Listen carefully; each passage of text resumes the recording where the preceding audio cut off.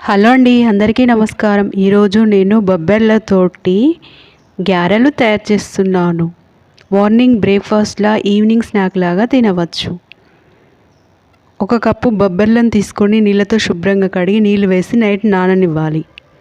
Mixie జార్లో వేసుకొని 4 మిరపకాయలు, ఒక అల్లం ముక్క, కొంచెం జీలకర్ర, కొంచెం ఉప్పు వేసి మెత్తని పేస్ట్లా తయారు చేసుకొని కొత్తిమీర, పుదీనా, కరివేపాకు సన్నగా కట్ చేసి వేసుకోవాలి. ఉల్లికాడలు కూడా వేసుకోవచ్చు.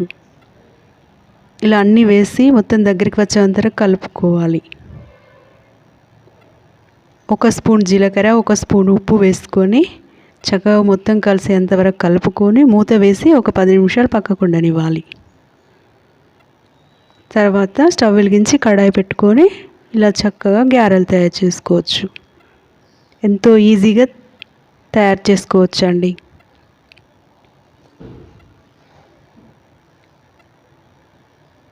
ఇలా ఒక్కొక్కటి తయారు చేసుకొని చక్కగా కుక్ చేసుకోవాలి. బొబ్బర్లలో ప్రోటీన్, ఐరన్, పీచు పదార్థం ఉంటుందండి. బొబ్బర్లు నైట్ నాననిచ్చి ఉదయాన్నే ఒక క్లాత్లో కట్టి మరుసటి రోజు ఆ మొలకలతో గుగ్గిళ్ళు తయారు చేసుకోవచ్చు. చాలా హెల్తీ రెసిపీ అండి. బొబ్బర్లు చాలా ప్రోటీన్ ఉంటుంది. పిల్లలకి మెమరీ శక్తి బాగుంటుంది, బలంగా తయారవుతారు. బోన్స్ మాత్రం చాలా బలంగా తయారవుతాయి. హెయిర్ గ్రోత్ బాగుంటుంది, ఇమ్యూనిటీ పవర్ బాగా వస్తుంది. పెసలతో, ఇలా బొబ్బర్లతోటి, శనగలతోటి, మొలకలు వచ్చిన వాటితోటి చక్కగా తయారు చేసుకోండి.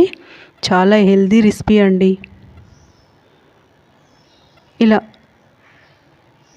లోపల బయట కుక్ చేసుకోవాలి. మిడిల్ ఫ్లేమ్లో పెట్టుకొని కుక్ చేసుకుంటే లోపల బయట చక్కగా క్రిస్పీగా కుక్ అవుతాయి. ఇలా కుక్ అయ్యాక సర్వ్ చేసుకోండి. చాలా టేస్టీగా ఉంటాయండి.